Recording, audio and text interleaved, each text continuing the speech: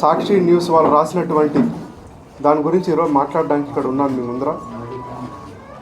ఈరోజు వాళ్ళు రాసినటువంటి దాంట్లో మా డాడీ మాలేపాటి సుబ్బానాయుడు గారు అండ్ మా అంకుల్ పుట్ట సుబ్రహ్మణ్యాయుడు అంకుల్, మేము బుచ్చి పంచాయతీలోని రేబాల్ దగ్గర ఇసుకపాలెం దగ్గర పొలం కొనింది వాస్తవం.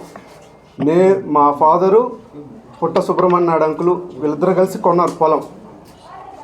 ఆ పొలం కొనిన తర్వాత ఇది 3 సంవత్సరాల క్రితం మాట. ఇది 3 సంవత్సరాల క్రితం పొలం కొన్నారు. ఆ పొలానికి డెవలపర్స్ ఇద్దరు వచ్చి వాళ్ళకి అది ల్యాండ్ సెట్ కాక రిటర్న్ వెళ్ళిపోయిన తర్వాత మూడో వ్యక్తిగా డెవలపర్స్ వచ్చినప్పుడు ఆ మూడో డెవలపర్ వచ్చిన అతను వేణుగోపాల్ రెడ్డి గారు, ఇంకొక అతను నర్రా శ్రీధర్ నాయుడు అని, వీళ్ళిద్దరు వచ్చి ఆ ల్యాండ్ అనేది వాళ్ళ ఇంట్రెస్ట్గా తీసుకోవడం జరిగింది. ఆ పొలం తీసుకున్న తర్వాత మా ఫాదరు అంకుల్ ఇద్దరు కలిసి వాళ్ళకి జీపే ఇవ్వడం జరిగింది. ఆ జీపే 3 సంవత్సరాల క్రితమే ఇచ్చారు. దాని తర్వాత రీసెంట్గా మా ఫాదర్కి బ్రెయిన్ స్ట్రోక్ వచ్చినప్పుడు మేము హాస్పిటల్లో మణిపాల్ హాస్పిటల్ విజయవాడ తాడేపల్లి దగ్గర ఉన్నప్పుడు ఆ రోజు వాళ్ళు ఓటీపీ నన్ను అడిగింది వాస్తవమే. ఎందుకంటే వాళ్ళకి బిఫోర్గానే మనం జీపే ఇచ్చున్నాం, అంటే వాళ్ళకి హక్కు ఇచ్చాం. అది మా ఫాదర్ నాకు బిఫోర్గానే నాకు చెప్పారు, ఇట్లా మనం పలానా వాళ్ళకి జీపే ఇచ్చాము, వాళ్ళకి ల్యాండ్ ఇట్లా ఇచ్చాము, బుచ్చి దగ్గర ఉన్న ఇసుకపల్లి ల్యాండ్ ఇట్లా చెప్పారు. సరే, ఆ రోజు వాళ్ళు నన్ను ఓటీపీ అడిగారు. వాస్తవంగా నేను ఆ ఓటీపీ వాళ్ళకి నా ఫోన్ నేనే తీసుకొని నేను చెప్పడం జరిగింది. అంతేగాని అక్కడ మమ్మల్ని ఎవరు ప్రలోభాలు పెట్టింది లేదు. ఎవరు వచ్చి మీరు ఓటీపీ చెప్పండి, అది చెప్పండి, ఇది భయభ్రాంతులకు గురి చేసింది ఎవరు లేరు. ఇవన్నీ అవాస్తవాలు. ఇది మన మీడియా సోదరులకి నేను చెప్పదలుచుకుంది ఇదే, అంతకుమించి ఏం లేదు అక్కడ. ఇప్పుడు వాళ్ళు పేపర్లో రాసేటప్పుడు ఏది వాస్తవం ఏది అవాస్తవం తెలుసుకొని రాస్తే మంచిది. మేము ముందుగానే మా ఫాదరు, మా అన్న మాలేపాటి భానుచంద్రు ఈ జరిగిన సంఘటన మేము తీవ్రంగా మనోవేదనలో ఉన్నాం. మా కుటుంబం అంతా శోక సంబంధంలో ఉన్నాం. ఇప్పుడు ఈ సమయంలో ఈ విధంగా రాయడము అనేది మాకు చాలా బాధాకరంగా ఉంది. దయచేసి మీడియా వాళ్ళందరూ ధన్యవాదాలు తెలుపుతున్నాను. ఇదన్నీ గుర్తుపెట్టుకోండి. ఇటువంటి మళ్ళీ ఎప్పుడు ఇటువంటి న్యూస్ రాయొద్దు. ఏదన్నా ఉంటే వాస్తవాలు రాయండి. మేమున్న బాధల్లో మాకు ఇటువంటి బాధలు మళ్ళీ ఇంకొకసారి చేయొద్దు దయచేసి. అందరికీ నమస్కారం. వాళ్ళు నా వల్ల నష్టపోయినటువంటి వాళ్ళు ఎందుకంటే వీళ్ళందరినీ బయటేసి ఇద్దరు డెవలపర్లు, పొలం అమ్మిన ఆయన, పొలం కొనుక్కున్న సుబ్రహ్మణ్య నాయుడు, వాళ్ళేదో దుర్మార్గాలు చేసినట్టు ఏందో బుచ్చిలో రిజిస్టర్ అయిన కాగితాలు బయట పెట్టి వాళ్ళు మాకున్నటువంటి స్నేహ సంబంధాలతో అందరినీ డిస్ప్యూట్ సెటిల్ చేసేదానికి వచ్చిన వాళ్ళు. తర్వాత ఓకే, మార్కెట్ దెబ్బతినింది, అవన్నీ జరగల. అసలు రామాయపట్నం పోర్ట్ ఏంది, లేకపోతే ఎక్కడెక్కడ ఇవన్నీ ఏడాడి అన్నీ కలిపి రాసి అంటే ఇది కొత్త కాదు నాకేం సాక్షి పేపర్తో కానీ ఇది ఎంత బాధగా ఉంటుంది. సుబ్బానాయుడు చావుకు ముడిపెట్టి రాయడం. మీ అందరూ ప్రభుత్వం, ముఖ్యమంత్రి గారు కానీ లోకేష్ బాబు అక్కడ వచ్చి ఎయిర్ లిఫ్ట్ చేయమని, కానీ పేషెంట్ని కదిలిచ్చేటట్టు లేదని చెప్పి వాళ్ళు ఉంటే వాళ్ళ కుటుంబాన్ని అంత పదవి గురించి కూడా రాశారు. పదవి, మీ కుటుంబానికే పదవి ఉండాలంటే ఆస్తులు నా పేరుతో మార్చండి, నా ఆస్తులు నాకు మార్చండి, బినామీ ఆస్తులు. ఈడ ఇంకోటి కూడా తెలియజేయాలి మీకు.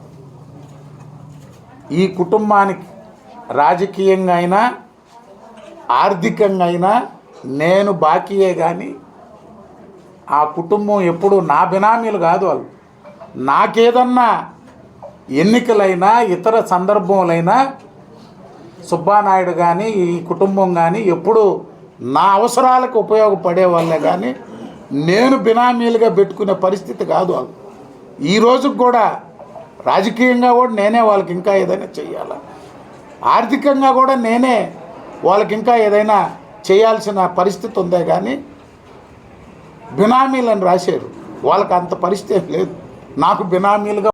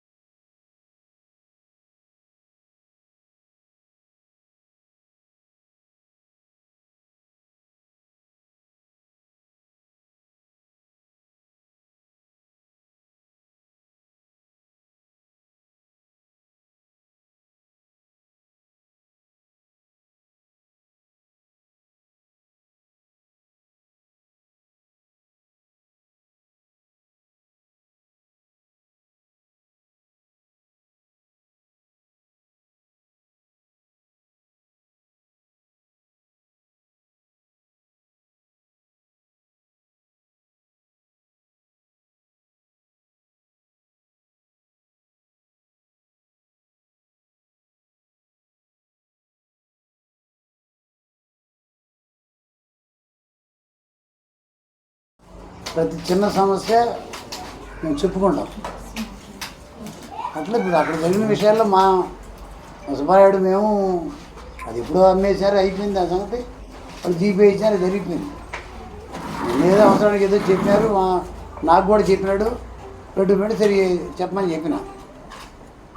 దీన్ని రకరకాలుగా హాస్పిటల్కి వచ్చారు, రిజిస్టార్లు తీసుకొచ్చి దొంగ సంతకాలు పెట్టించారు, టంబేపించారు, భేదవాళ్ళు ఇటు చేసినారు, అటు చేసినారు, భయభ్రాంతులు చేశారు. మేము భేదవాళ్ళం ఎప్పుడు 30 సంవత్సరాల క్రితం కలుసుకున్నాం. ఈ రోజుకి మా మధ్యలో రకరకాల వాళ్ళు రకరకాలుగా పోకుంటూ ఉంటారు. రవిచంద్ర అట్ట ఇట్ట మీకు అటు చేసినాడు, ఇటు చేసినాడు, ఇవన్నీ మేము ఎప్పుడు నమ్మం. మా మనసులో ఎప్పుడూ తెలిసే ఉంటాయి. నువ్వేందే ఈ చెత్తగాడి గురువులు చెత్త పాటలుగా రాసి అనవసరంగా మాకు బురద చల్లారు, ఆయనకి అనవసరంగా బురద చల్లినాడు.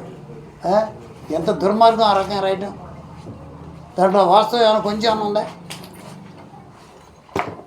1% అని ఉందా వాస్తవం? 3 సంవత్సరాలు ఇప్పుడు జీపీ ఇచ్చేసి వాళ్ళు అమ్ముకున్న దానికి వాళ్ళకి పూర్తిగా అప్పుడే పేమెంట్ అయిపోయింది.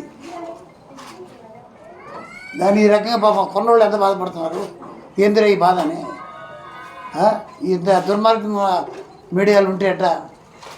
తప్పు కదా. ఆ రోజు లోకేష్ గారు వచ్చారు హాస్పిటల్కి, వచ్చి చూసినాడు.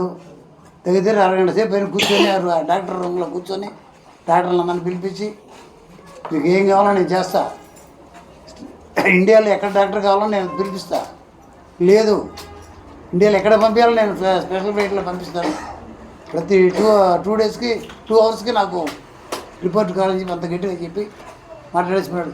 ఈ ఎదవలో ఈ రకంగా సృష్టించానంటే వీళ్ళని ఏం చెప్పాలా? మేమేదో వాస్తవంగా మేము కుళ్ళి వస్తా ఉన్నాం.